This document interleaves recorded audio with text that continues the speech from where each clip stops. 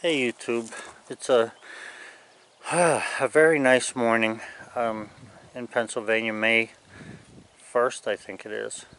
Yeah, today's May 1st. Anyway, I put this stuff outside here because my wife is throwing me out of the greenhouse, and I don't blame her. I tended to commandeer it with wood, and that's all red oak in there, and that's 1,500 board feet, I believe. So this was totally filled with all of this stuff. So for now, I'm going to put it in the driveway here because I'm going to leave this stuff air dry a little bit. Although this is maple, this is a 400 board feet of maple, 400 board feet of white pine, and 200 board feet of 1-inch white pine. So I'm really happy with what I have here so far. I'm not happy that it's in my driveway, but this is the problem when you start cutting with the wood miser. You got nowhere to put this stuff. So today what I'm thinking about doing is starting to plane this, because what I want to do is put the wood from the garage door that direction. If I lay 8 feet in there, which is basically what those boards are, it'll still allow us room to, you can see like we just put our greenhouse stuff out of the way for the winter. It'll allow us room to set the greenhouse back up for the summer. So I need to clean this out, clear this up, and get it to what it should be.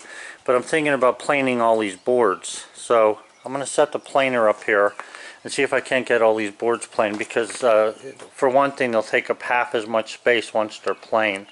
And the good thing about it is all this stuff is down to 12%, and that's planeable wood. The same thing with this stuff here that was in the greenhouse. All of this wood, no matter how far I stick the probes into it, are down to 12%. Some of it's at 9%. So that's what I'm going to be doing today. I'll keep you in touch with how this works out. And this isn't even half the wood. The kiln is filled. My other house is filled with slab cuts. So like I say, you know, you can run into problems. I don't like the clutter, but I'm cluttering myself up just because of all the cutting that I've been doing. But I did learn one lesson. Do not put all the wood on one pile just because that's the only pile you have. You will regret it later. I mean, even random lengths. There's random lengths and random widths. I'm okay with that for now because it's not a big deal. And my biggest thing here also is that in my older age, I want to have access to this wood because I plan on doing a lot of woodwork. I got a whole house full of furniture that I need to build, and I can build that out of all kinds of wood. Maple here will be great, red oak will be good, some pine will be good for different things. I like pine myself personally because it's light. But that's where I stand at the moment. Plus somebody brought me their car to do a little work on, so I have a lot of busy work to do, and I'll be doing it. I'll get back to you. Okay, YouTube. Man, it is hot today. I don't know what the temperature is, but it's unbelievable. You know, to go from 50 to whatever the heck it is now, I think it's 75. It's just hard on a person. But anyway, I'm in the greenhouse. Now, what I'm after here is I want to be able to get at these oak boards. So that's my sacrificial one that's going to lay on the concrete. I want to be able to pass the garage door when it's open, so this will be good.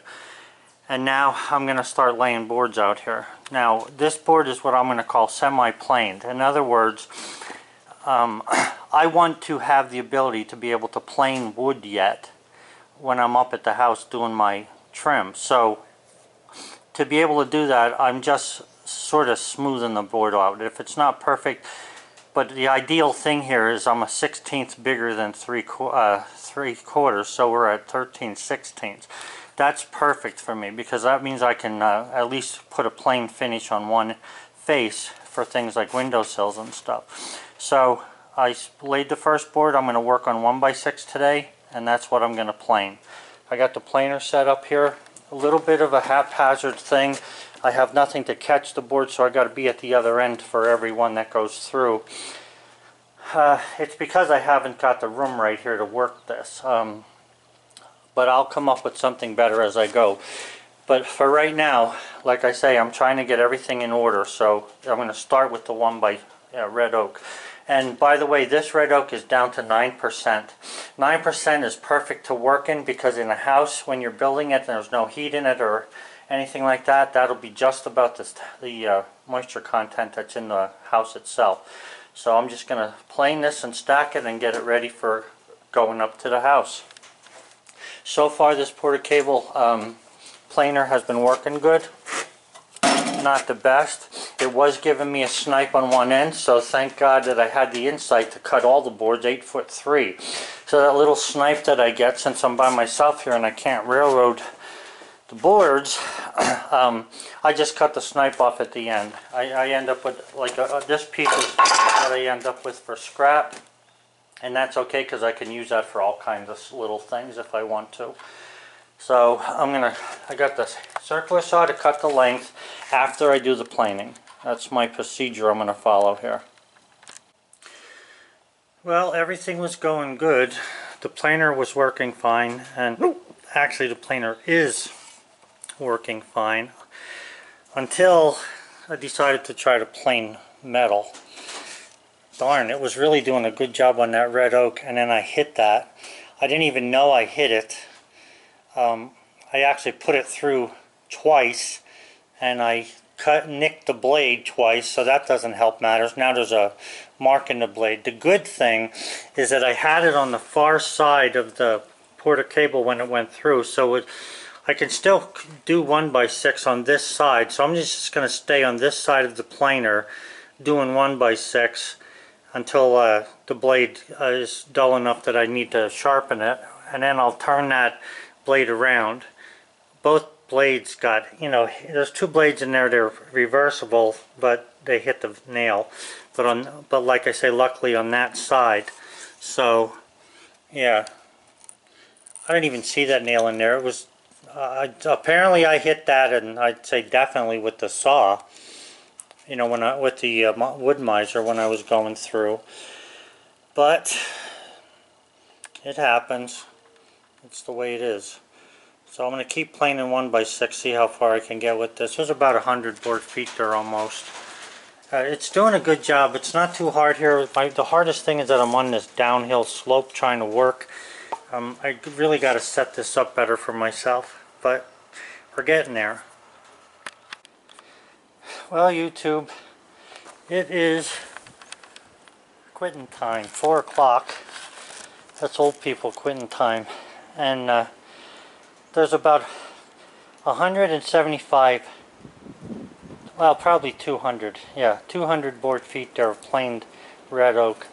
I would say that 80%, maybe even 90% of that is clear.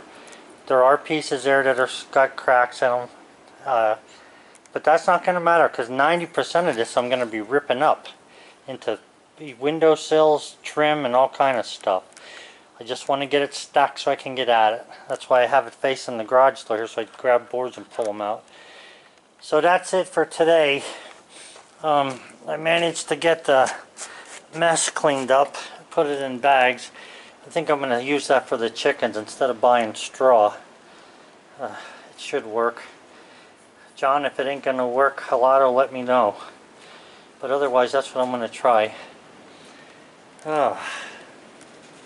Man, oh man, it's, you know, you got to really plan your place out when you're going to have lumber like this, because if you don't plan it out, and I knew better because I had a lumber yard, but the thing is I wasn't thinking I'd have this much, but I'm glad I do.